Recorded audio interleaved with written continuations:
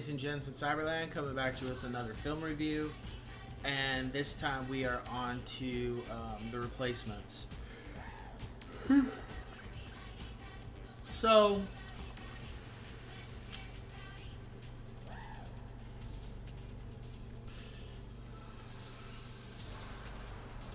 I actually borrowed this movie from a friend, and it was just kind of something that just stuck out for me because it was something different. I hadn't watched a lot of comedies maybe that at that time, and I was like, oh, Keanu Reeves is in it. I like Keanu Reeves. Okay, let me check it out. And this is before John Wick because I hadn't seen anything with him like that. And excuse me. And it was interesting. It was cool. I actually liked it. I actually enjoyed the film.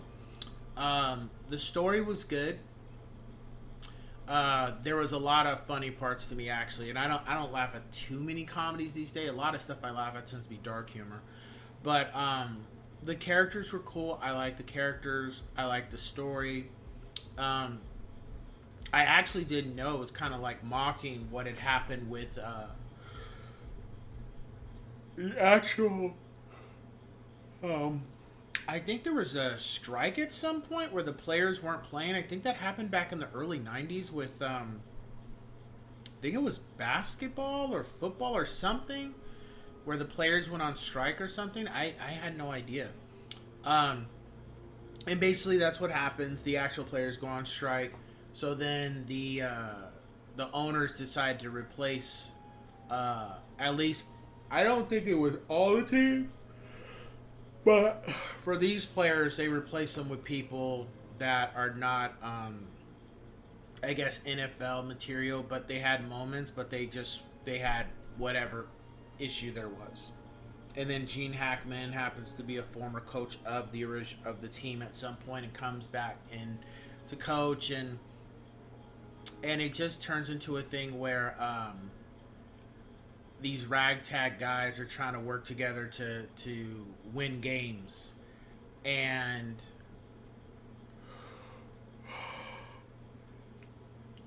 for the most part, it's pretty straightforward. I think the direction of the film, the acts were good. The flow of the movie was good. The comedy scenes were good. I think the only issue with the film I had, because I gave it a 7 out of 10, and here's why. 7 out of 10, yes, sirs. I felt like the film probably could have added another 20 minutes, and more so 20 minutes of delving more into the main players of the replacements. I felt like they didn't spend enough time on them like maybe they could have. That would have been... man, I'm really yawning in this video. That would have been really cool. But otherwise, it was an entertaining film. I would say it's not something you have to really watch, but at the same time, you're not missing anything if you do. Like, you're not wasting time if you actually watch it, because it's still an entertaining film. It's just one of those things where, do you have to watch it? But if you're into a lot of sports movies, I would say watch this, because it breaks off the edge. Because, like The Program, Any Given Sunday, Varsity Blues, Friday Night Lights, those films are not comedy films. They're very serious. So if you need something to break off the edge of being serious for once, this is kind of a film you can watch.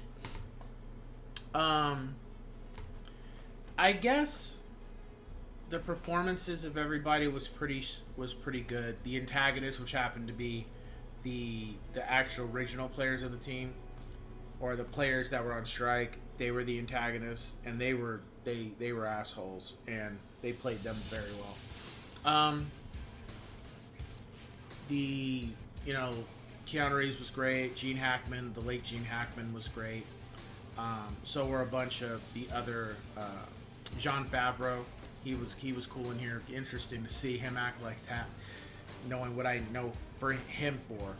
So that, it was cool. Um, the themes of the film were, to me, uh, underdog spirit, like, you know,